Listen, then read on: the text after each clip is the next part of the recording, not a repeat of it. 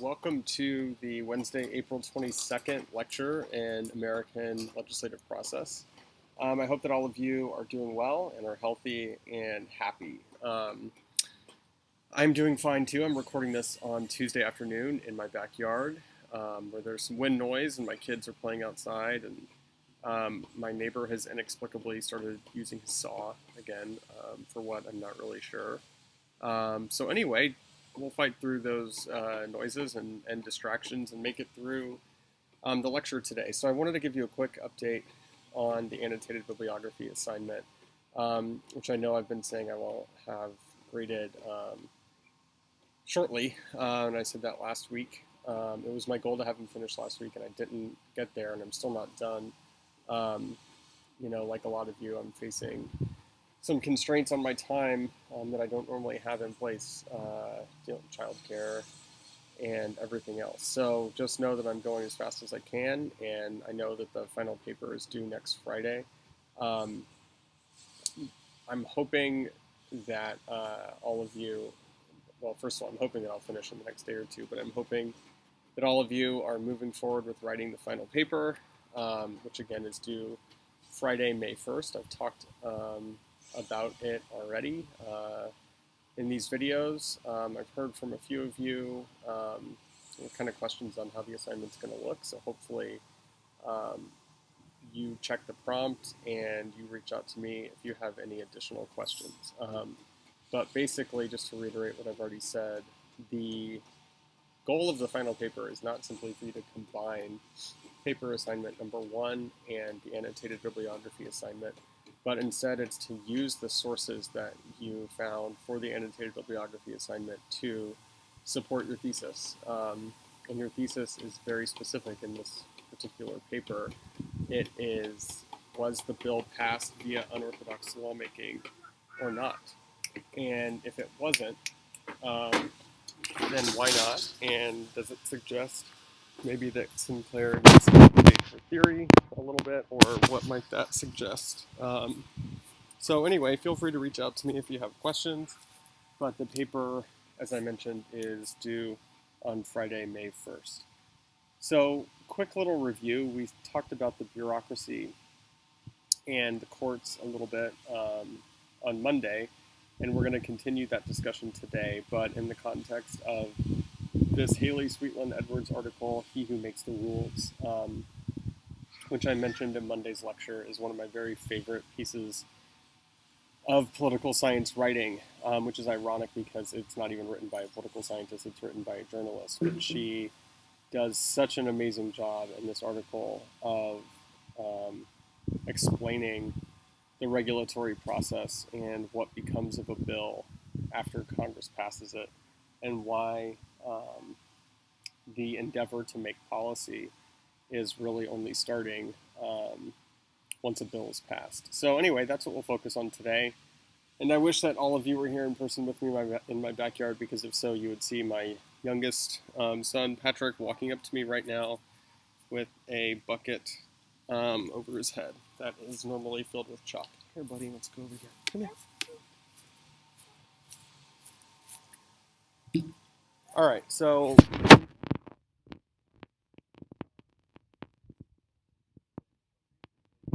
this is the context in which policy is made in the United States. You have this interplay between Congress and the president. They make policy that is then, of course, filtered through agencies in order for the agency to make rules. And then finally, once rules are made, they become law. And all of this takes place in the context of a system in which the courts, which, as we talked about last week, are particularly active in American politics, can step in and sort of enter the policymaking game at any time. And as this quote says, the crucial intermediate process of rulemaking is what stands between the enactment of a law by Congress and the realization of the goals that both Congress and the people it represents seek to achieve by that law. And again, this is review, but there are 3 primary ways that a law can change after Congress passes a bill and the president signs that bill into law. So the first is that laws can be challenged in the court system using the concept of judicial review here. And the second is that Congress, especially if Congress changes, right, if it becomes, moves from a Democratic to a Republican majority or vice versa, then laws can be retroactively gutted after they're passed, or they can be bled a slow death by adding loopholes, finding loopholes, and not appropriating money in order to enact the policy. And then third, and this is the one that we'll talk about today, federal agencies can play an enormous part in gutting a law or changing a law after it's been passed through the rule drafting process and through how they interpret those rules, and the involvement of lobbyists and bureaucrats. So the federal rulemaking process tends to be, as I've mentioned before, a really misunderstood and understudied component of the policymaking process. And by statute, it's Congress that delegates to federal entities and agencies the task of not only implementing rules and regulations, but also writing them. So there's a difference between a regulatory agency and an independent regulatory agency. A regular regulatory agency, it exercises autonomous authority over some area of human activity, but it itself is regulated by Congress. On the other hand, an independent regulatory agency is largely free from executive or congressional oversight, like the CIA.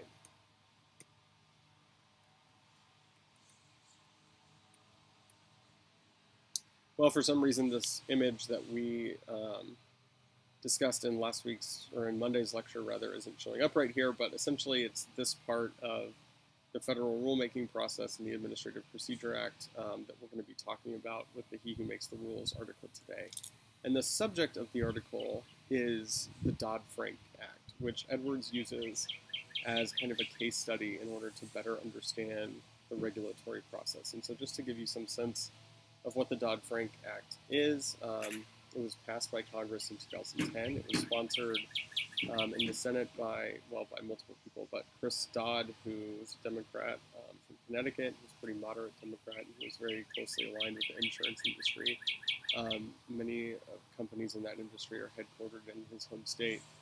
And then Barney Frank, the Democratic member of the House of Representatives from the state of Massachusetts. And so the bill was passed in 2010 directly on the heels of the Great Recession, which up until the coronavirus pandemic was the worst period of economic stagnation to hit the United States since the Great Depression. And its causes were many, but essentially really large banks in America were kind of overexposed in terms of risk to some very risky mortgages, mortgage-backed securities that they're called. Basically, the American house buyers were convinced by lenders to buy houses that they could not otherwise afford, and then banks invested in securities that were backed by these mortgages, which had forever been a very sure bet in the American economic system. Houses and property almost always increased in value rather than decreased. But once borrowers started defaulting on loans, there was a whole series of cascading ripple effects, and essentially Congress had to step in, bail out some basically all of the huge American banks, like Wells Fargo, Bank of America, Goldman Sachs, etc. So this bill was passed in 2010 in order to address this calamity and sort of in the hopes that it would never happen again. So the setting was the aftermath of the Great Recession, and the purpose was to regulate the financial industry to keep them from doing these kinds of things. And the politics at the time, Barack Obama was president.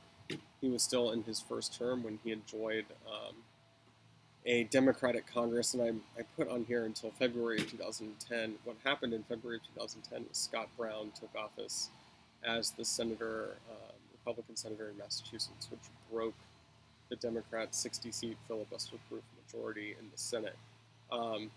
However, the House of Representatives ended up going to the Republicans in the 2010 midterm election in an enormous swing. Democrats had amassed a lot of power riding into Congress on Obama's coattails in 2008. So the reaction to Dodd-Frank was kind of funny. So conservatives, on the one hand, were upset about it for obvious reasons because they're not fans of regulations, but a lot of liberals were also unhappy with the bill for two reasons. The first being it didn't break up the huge banks that had been in large part the sort of causal agents of the Great Recession. And it also didn't really fundamentally change the structure of the financial system at all. So for our purposes, what we're interested in are the rules that stemmed from the legislation, which took years to be finalized. So the He Who Makes the Rules article is about this process. But first, a little background. So we often think about lobbying as something that is done before a bill is passed by Congress. So in the sort of writing and creation of the bill, we think of lobbyists meeting with members of Congress in their offices and trying to slip in provisions that their clients want them to slip in. Yet the financial services industry spent more than $1 billion on lobbying Congress after Dodd-Frank was passed. And that seems truly remarkable that they spent all of this money on lobbying after the cake had already been baked. And why would they do that, right? That doesn't make any sense unless you understand this sort of incredibly important role that lobbyists can play in the rulemaking process. So the reason why they did this is because it's a good use of money. A study out of the University of Kansas found that for every $1 the financial services industry spends on lobbying, they receive $220 in tax benefits, which is a truly remarkable return on an investment. So even though the public is technically involved in the rulemaking process, especially during that notice of proposed rulemaking part of the slide from Monday, they simply don't have the same access to lawmakers and rulemakers that financiers and people with incredibly deep pockets do. And so that NPRM is the window of involvement for the public, and it's really difficult, of course, to organize the public, and I'll tell you some more about this later, but the end result of all of this is often regulatory capture, which is a form of political corruption that occurs when an agency, and all agencies are created to act in the public interest, at least nominally, instead advances the commercial or special concerns that dominate the industry that it is charged with regulating.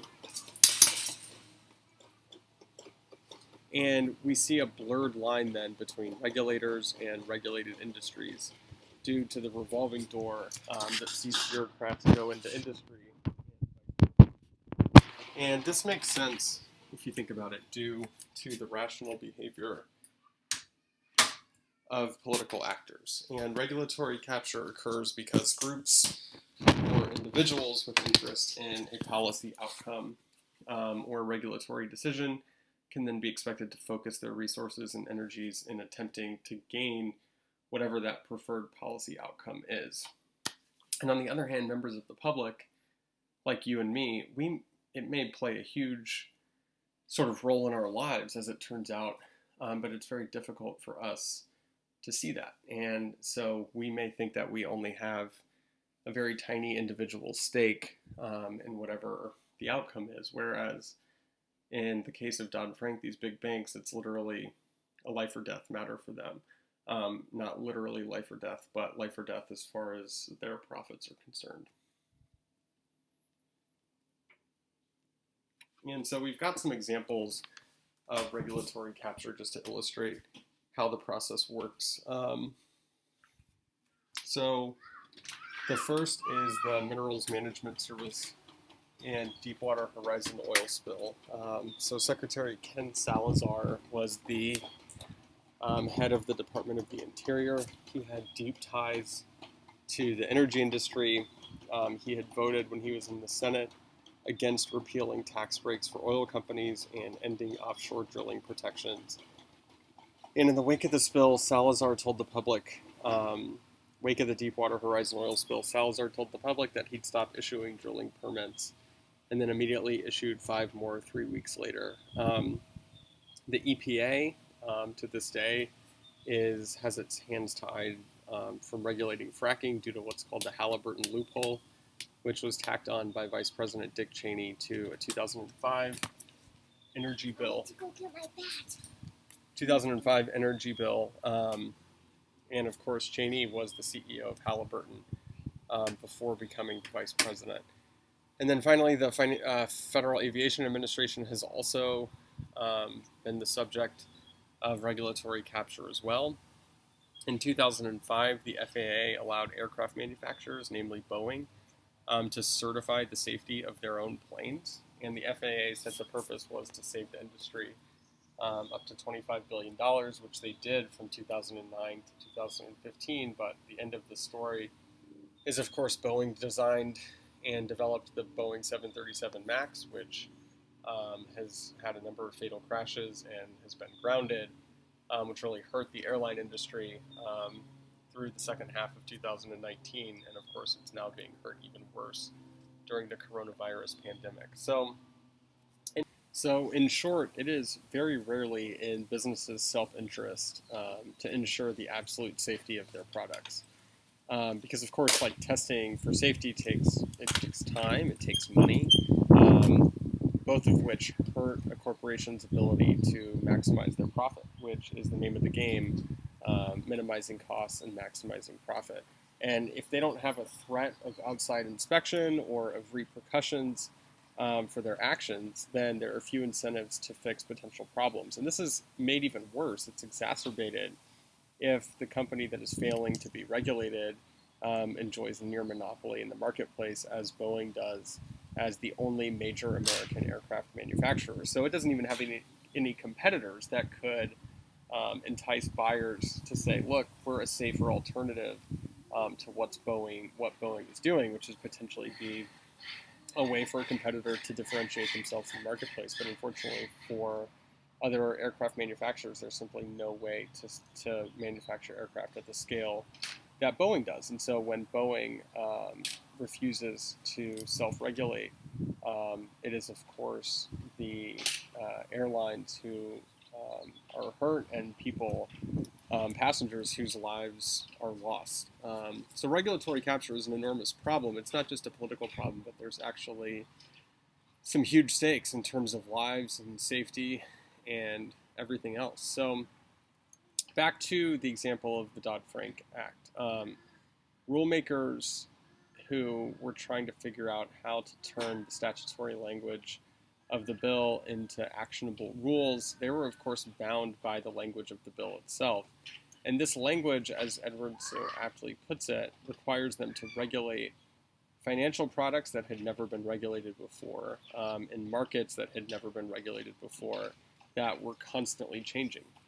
And the regulators had a ton of data to pore over to try to figure out how best to write rules, and they were at a real disadvantage, and the public in particular was at a real disadvantage because the data that the regulators were using was created by the regulated, and the regulated tended to threaten that if regulators would do something wrong, if they made a misstep in regulating the financial services industry, then they could be responsible for potentially destroying the whole financial system. So they were really up against it in trying to figure out the best way forward.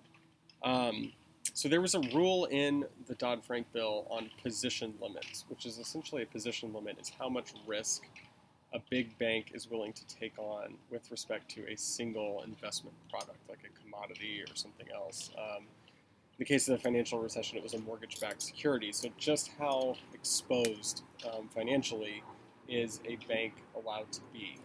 And the CFTC stands for the Commodities and Futures Trading Commission, which is meant to regulate this particular activity by banks. It would make it much more difficult for traders to corner a market, meaning have essentially complete control over a market of a potential financial product, which would influence pricing.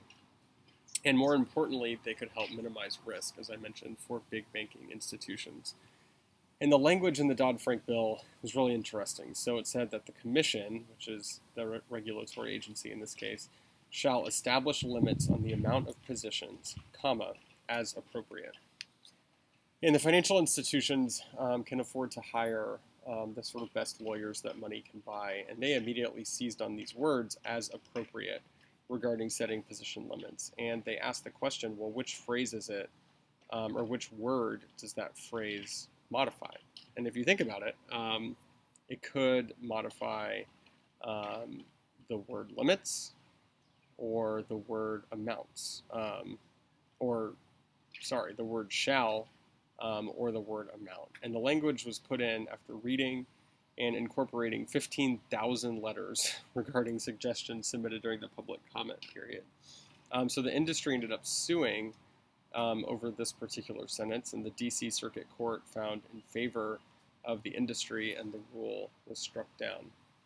And in the case, which was the Business Roundtable versus the Securities and Exchange Commission, the DC Circuit Court overturned this rule that the SEC had put in place called the Proxy Access Rule, which was designed to rein in CEO pay.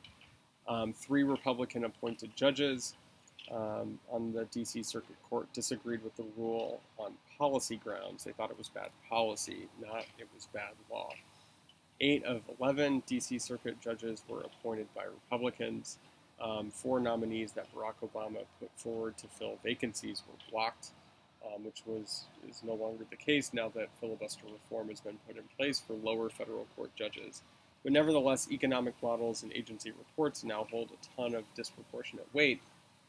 And when you're trying to regulate financial services industry, these economic models are often sort of bought, paid for, and created by the regulated themselves. And as somebody said in the article, it's like going into a class not having any idea how your professor grades. So the third stage of this involves sort of retroactive attacks by Congress, where legislators can potentially critique agency heads after a law passes with which they disagree.